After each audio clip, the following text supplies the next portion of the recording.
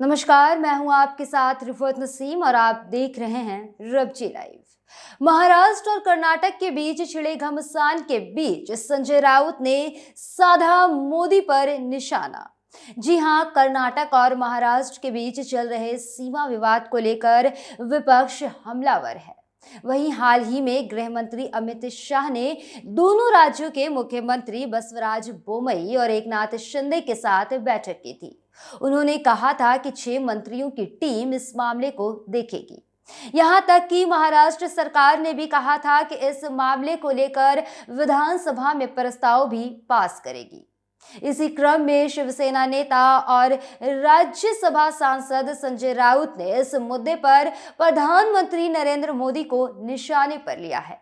उन्होंने शिवसेना के मुखपत्र सामना में प्रधानमंत्री नरेंद्र मोदी पर हमला बोलते हुए कहा कि वो रूस यूक्रेन युद्ध पर मध्यस्थता करने को तैयार थे, लेकिन आंतरिक मुद्दों पर नहीं। उन्होंने कहा कि ये एक अच्छे नेता के संकेत नहीं है। संजय राउत ने कहा कि कर्नाटक और महाराष्ट्र के बीच सीमा विवाद मानवता के लिए लड़ाई थी, ना कि दोनों राज्यों के लोगों और सरकारों के बीच की लड़ाई। संजय राउत ने राज्यों के बीच सीमा विवाद पर आगे कहा कि बेलगावी और आसपास के इलाकों में मराठी भाषा के लोगों का संघर्ष है। उन्होंने कहा कि इन लोगों को राज्यों का पूर्व गठन के दौरान इनकी इच्छा के खिलाफ कर्नाटक में शामिल कर दिया गया, इसलिए इनकी इच्छाओं को क्रूरता के साथ तो कुचला नहीं जा सकता। वहीं दोनों राज्यों के मुख्यमंत्री बोमई और शिंदे के साथ साथ अमित शाह की बैठक पर संजय राउत ने कहा कि ये एक अच्छा संकेत है कि केंद्रीय गृह मंत्री ने एक प्रस्ताव लाने की दिशा में पहला कदम लिया है। लेकिन उन्होंने फिर सवाल करते हुए कहा कि क्या केंद्र एक ठोस रुख लेने में सक्षम होगा। इससे पहले महाराष्ट्र में प्रमुख विपक्षी गठबंधन महाविकास आघाड़ी ने इसी मामले को लेकर विरोध प्रदर्शन किया और एक मार्च निकाला।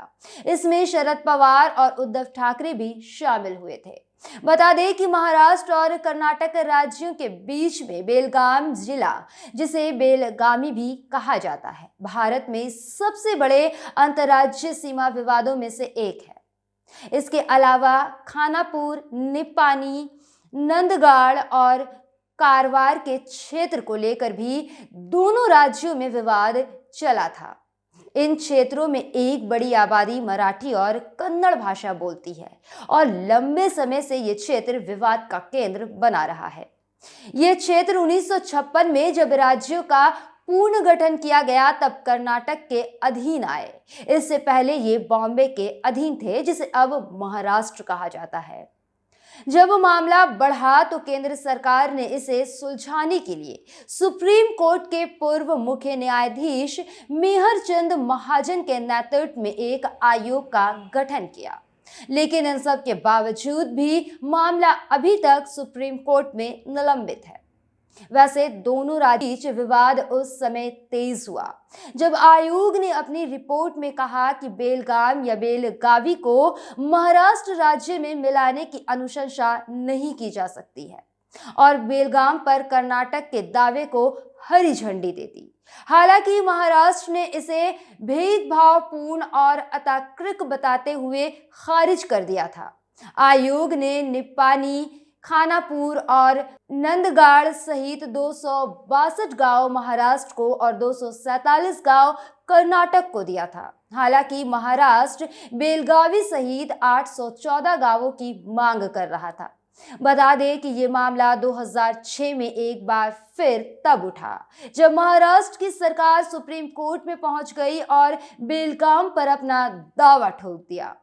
सरकार ने यह दावा किया है कि कर्नाटक के बेलगाम में रह रहे मराठी भाषी लोगों में असुरक्षा की भावना है, इसलिए इसे महाराष्ट्र में शामिल किया जाना चाहिए।